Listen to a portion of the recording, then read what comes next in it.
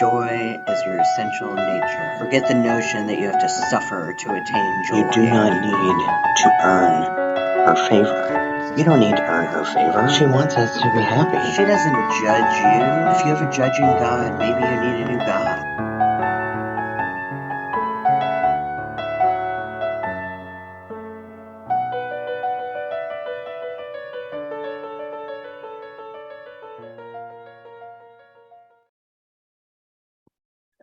Happy Sunday morning to you. Welcome to another episode of Priestess at the Altar. Sorry I was away last week. That has to happen from time to time. So let us start in our usual manner. I hope your morning is happy and bright. And if it isn't, this is our opportunity to hopefully turn it around for you. So if you're new to Priestess at the Altar, we start every Sunday morning the same way. We just do a little deep breathing just to center ourselves. I do it with you. And we just take 3 deep breaths in through the nose and out through the mouth. We're going to start right now. Close your eyes if you want to. Ready?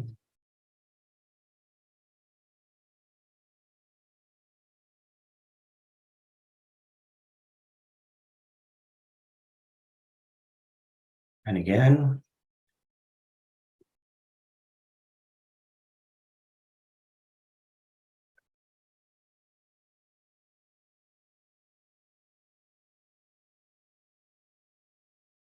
Let's do that one more time.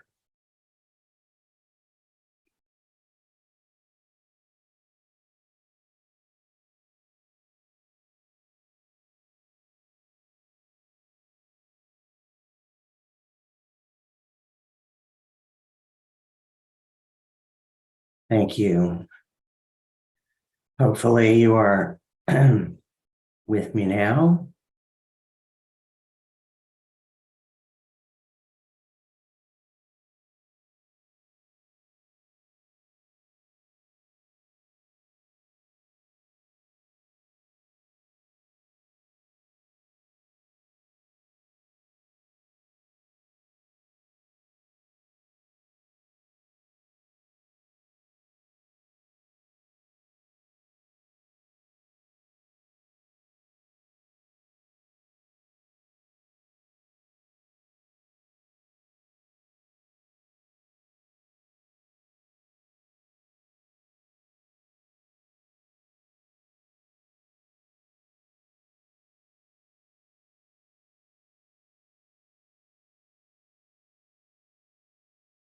And now we have, excuse me, our opening prayer,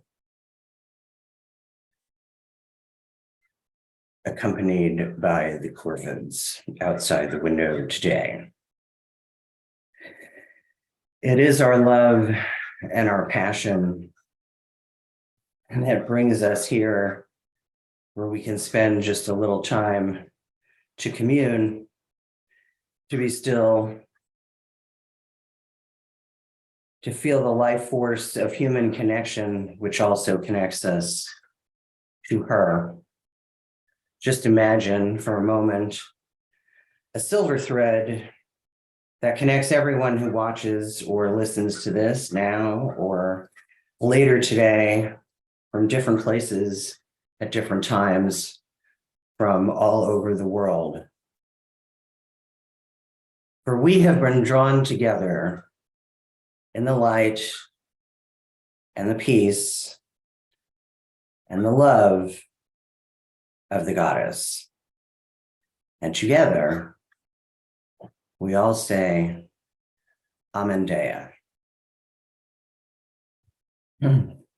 Thank you. It's like right outside the window. I love my Corvid friends. My spirit animal is the raven. This is what a Native American person told me a long time ago. Whether it is true or not, I have chosen to believe that it is true and we don't have ravens in Illinois. But the crows are their brethren, as I'm sure you know. Same genus, same species family. So today's message comes to you from me, not from a book. So if maybe this is your only content that you look at for the Girlfriend God, but I believe I've mentioned or at least alluded to the Church of the Goddess, a nonprofit I started, and I'm slowly putting together the pieces of said church. And one of the things that is in the dogma and theology of that church is a trinity. So, okay, so the church is a church and it's a nonprofit. And as a church, it comes with a religion, sort of, right? I've chosen to call that religion Shi'ism. And it isn't really a new religion. It is an old religion because goddess religion and goddess spirituality is as old as time, right? But the goal of the Church of the Goddess is to be a unifying force for all goddess paths everywhere, all over the globe. So in other words, the members of the church will be women who practice some Asian goddess path or some African goddess path or some Grecian goddess path or some American goddess path, although just don't even get me started. It's that's the goal of the Church of the Goddess is to have these brick and mortar churches where we can all come together, but we had to have, something that was unifying, some sort of, loose structure. So we created this kind of loose dogma, and you don't have to believe it to be a member of the church, right? You can just, as long as if you're a goddess worshiper, even if you're just curious about being a goddess worshiper, you know what I mean? Like, all are welcome. So I will get to the Trinity that's in the dogma of the Church of the Goddess. First, I want to talk about Trinities in general and the number 3, right? Because there's a lot of material to cover there.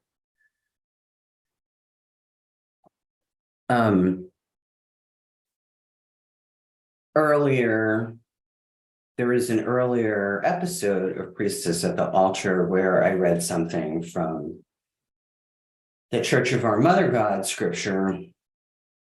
And the Church of Our Mother God comes from Filianism, which is a goddess religion. And in Filianism, part of their dogma and liturgy is they have a mythology of a trinity, and their trinity is it kind of mirrors Catholicism, but kind of flipped on its head, right? It's like the female version of that. That's really how the Filianic scripture reads. And not surprisingly, because the women who, or at least the third wave of Filianism or second wave Filianism women in the 70s had this Catholic background. So it's not surprising that that's how that scripture reads. Anyway, so in their Trinity, they have the mother, the daughter, and the dark mother. And their mythology sort of mimics that of Jesus, at least a little bit, and very broad strokes, right? Because the daughter sacrifices herself to save the soul of humanity. So there's that Trinity. So I have this whole list of the number 3, right? That's why in any spirituality, no matter what it is, right? I don't care who you are. If you're watching this, at some point you've heard of the number 3 being important in some context, right? If it's in religion, then you can look at Filianism, or you can look at even in the Christians, the number 3 appears 467 times in the New Testament. He rose on the 3rd day. He prayed 3 times in the Garden of Gethsemane. I can't pronounce that. I'm not a Christian. I don't read the Bible, but you know what I mean? That number 3 comes up over and over again, the 3 righteous fathers and the 3 whatever, and their whole Trinity thing. Anyway, so Trinity everywhere in the fucking Bible. And then in Hellenistic culture, the number 3 was considered the perfect number, the number of harmony, wisdom, and understanding. And I'm sure that you know that a lot of the mythology of the number 3 comes from Pythagoras, right? Pythagoras, that dude, a long time ago. Yes, the Pythagoras of the triangle, that Pythagoras. It is also the number of time, past, present, future, birth, life, death, beginning, middle, end. The dimensions of the space we inhabit is a trinity. The width, length, height, our own selves as a trinity, mind, body, spirit, the sun's stages as it moves through the day, dawn, noon, dusk, the planting cycles of our food, plant, dormant, harvest, the goddess herself, virgin, mother, crone, or maiden mother crone, like whatever your thing is. And the Filianists, mother, daughter, dark mother. I mean, the Trinity is everywhere. The Trinity is everywhere. And the number 3 is the most magical number in the universe. I mean, I could go on. And if you're watching this channel, I assume that you have some glancing familiarity with either tarot or astrology or numerology. 3 is everywhere. Now, given that, you would think that it would have either won me the lottery or a long shot on a horse race by now, but it hasn't. Yeah, it hasn't. I'm still waiting for my ship to come in using the number 3, but I guess it's just not meant to be. Not yet, anyway, not yet, right? Because it could still happen. So 3 is the number of the divine, right? A lot of people say that. The 3 is the number of the divine.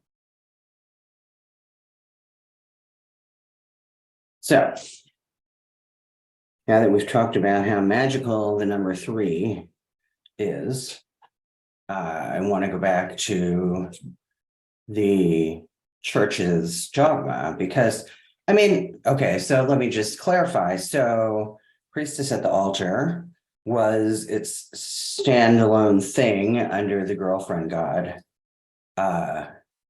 umbrella, I guess, if you will. But now that I've started the Church of the Goddess nonprofit, pretty much everything is now under the umbrella of the Church of the Goddess. Everything's been folded into that, the podcast and mod and all of that. So so priestess at the altar is now technically a Church of the Goddess thing, a Church of the Goddess series. And someday, when the Church of the Goddess is able to have an actual church, which we will online first, right? And then we'll have these in-person brick and mortar places, churches, right? Because it is a church. For federal tax purposes. So here's what I worked into. Here's what because it's not like the Church of the Goddess is just me. I do have a board of directors and other people that I've gotten input from, and an unofficial advisory committee and all of that. So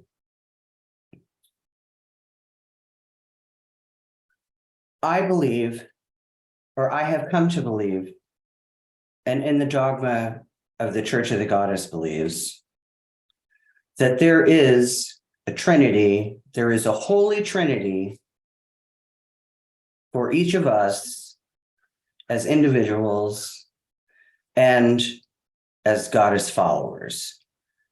So I'm going to tell you about that Trinity, and that is my message for today, is this Holy Trinity that involves you and the Goddess.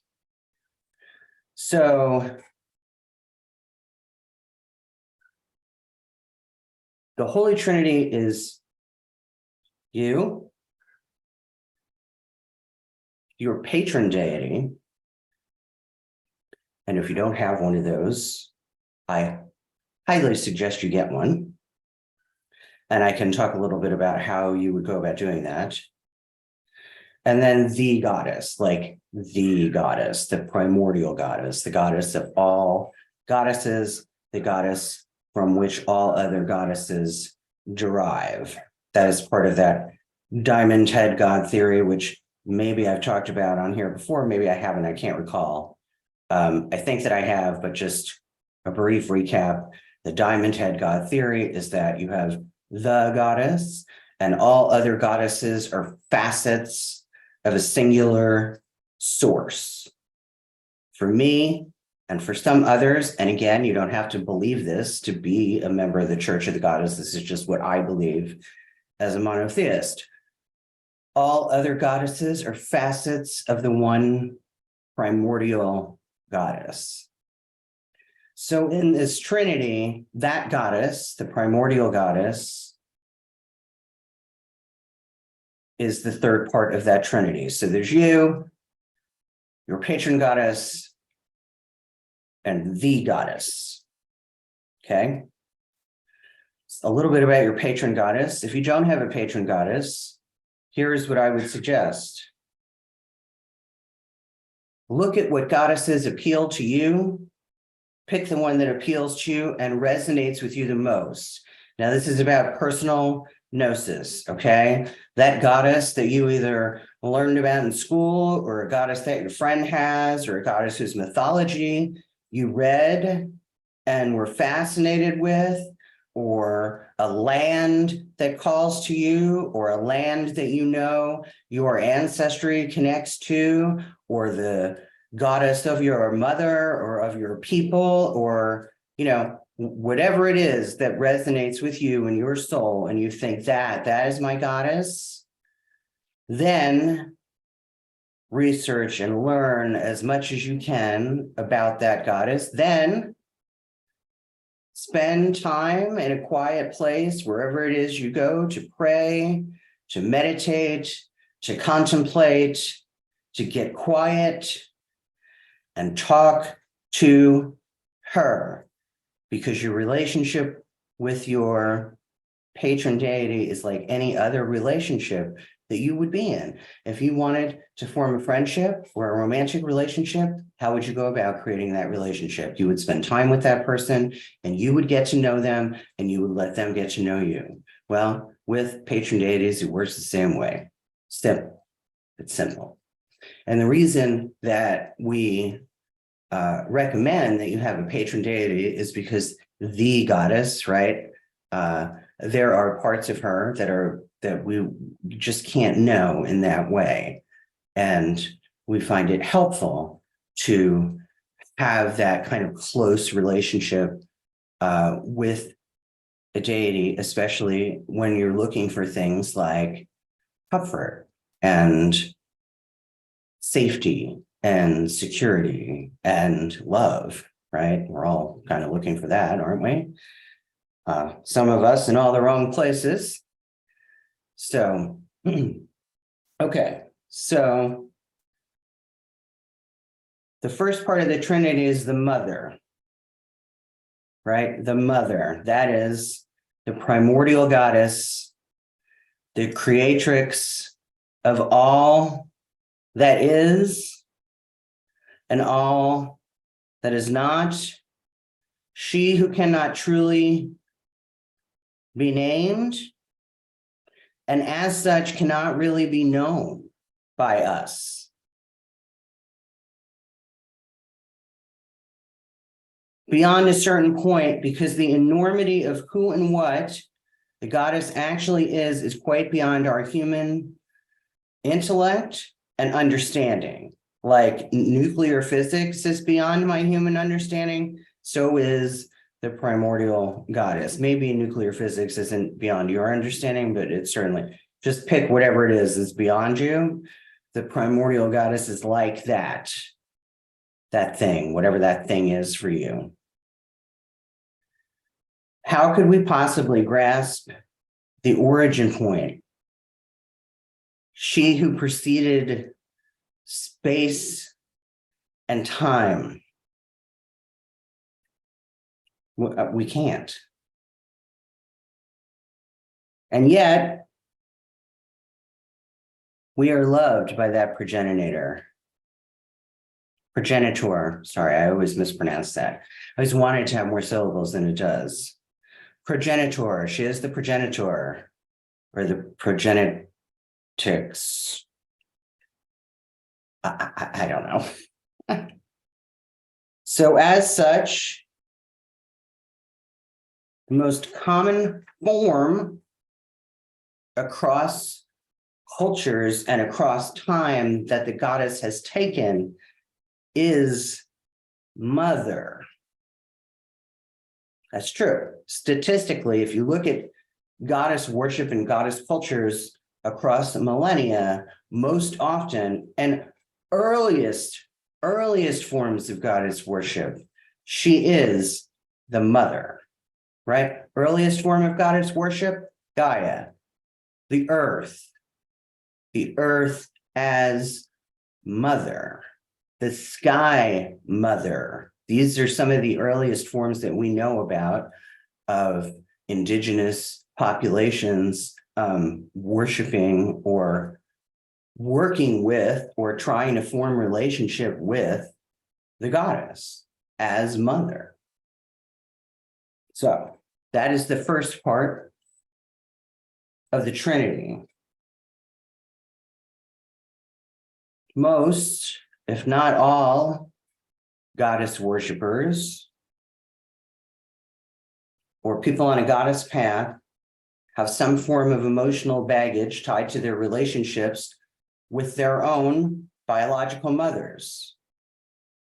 This is just a fact of my experience and the women, the many, many, many women I have known and continue to meet in my lifetime.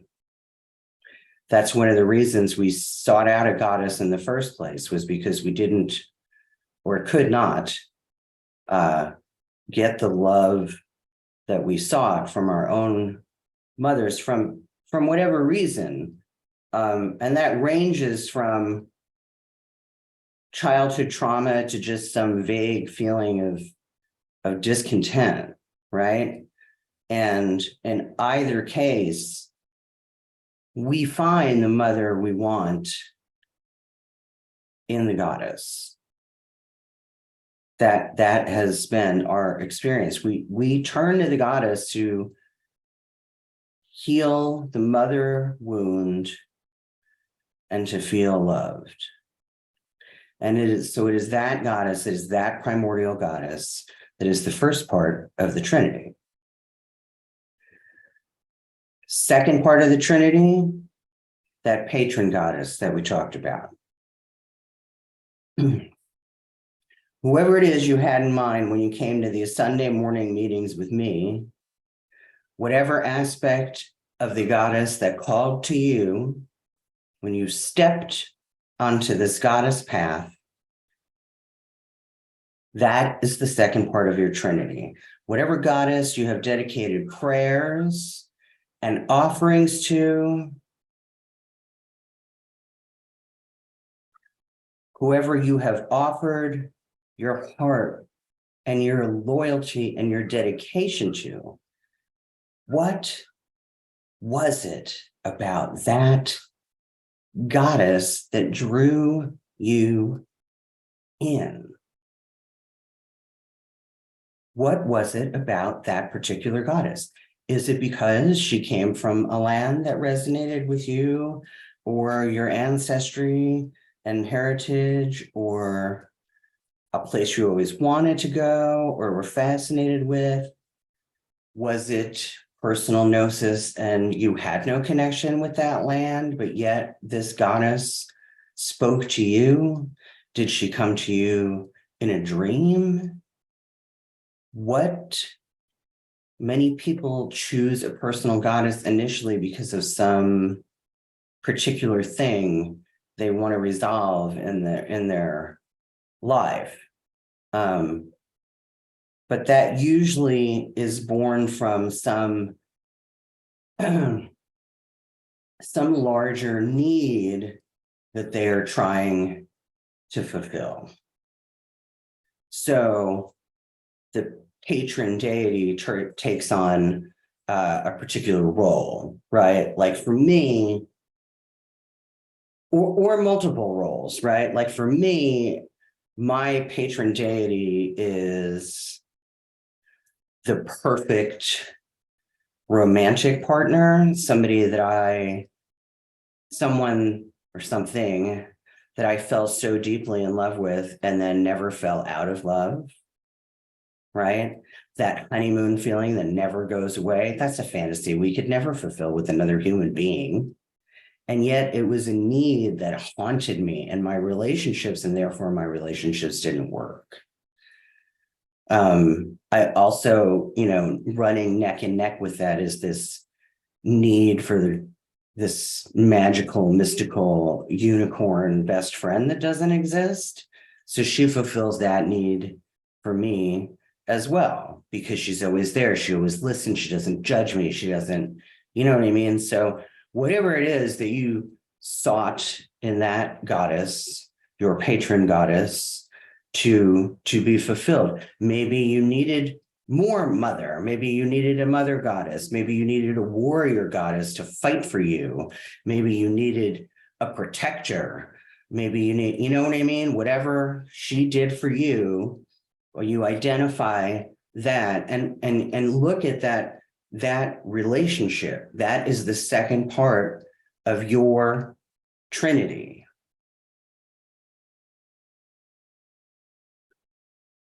And you, my friends, you are the third part and the most important part of this very sacred Trinity. Because like we've already talked about, this number 3 and this Trinity thing, it's ancient and it's important and it's holy.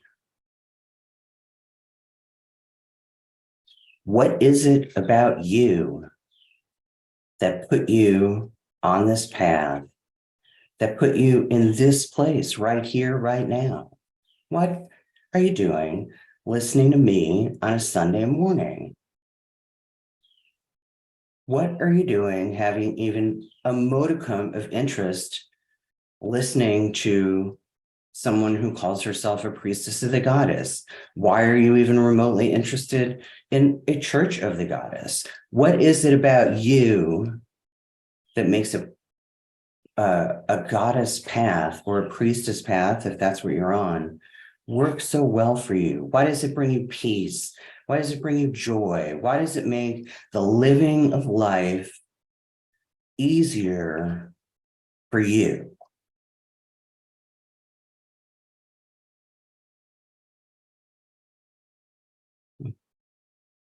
What is your journey to and through the path of the goddess?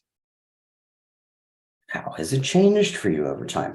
These are the kind of things I want you to think about when you sign off of YouTube today. Because sometimes beliefs grow, and sometimes old beliefs are discarded for new ones. Perhaps there are things that you believed about the goddess or about a goddess path, that you thought 5 years ago that now you're like, yep, yeah, I don't think that anymore. Now, now I think this.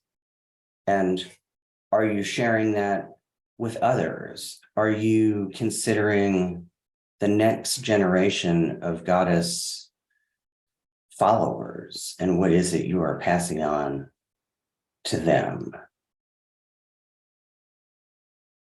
So that is my message for today. 1, did you have any idea before today just how important this number 3 is, and the holiness of the Trinity?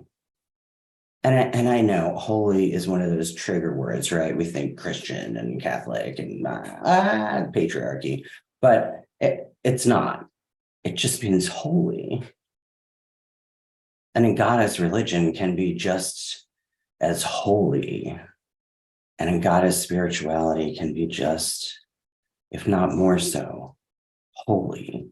Because you guys, you women, you ladies, I know some people don't like it when I say you guys, it's just such a regular part of my vernacular. We are holy. And part of engaging in a religion is really just a philosophical practice and a theological practice, right? To look at these things like, like the Trinity and our own personal Holy Trinity, and think about what these things really mean to us and what they bring to our lives and our souls, and what practical ways can we use them to make life more bearable, because sometimes it seems not.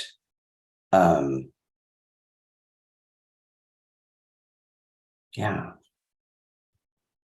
So that is this Sunday's message. The Holy Trinity. What is yours?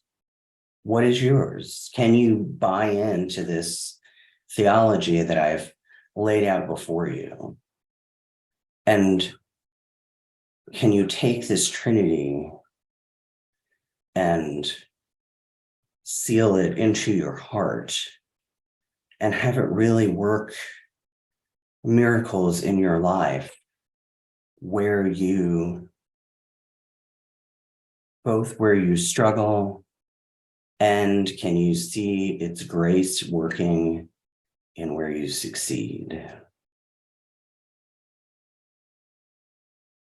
So go forth and enjoy your Sunday. I feel like these are getting shorter and shorter, but isn't that kind of what you want from a Sunday sermon? That thing you can go and enjoy your day or watch your game or whatever it was. So Yeah. So thanks again for joining me today. And I will see you next week at 10 a.m. Central. And until then, we all say Amen Dea, and may the peace and the love of the goddess be with you.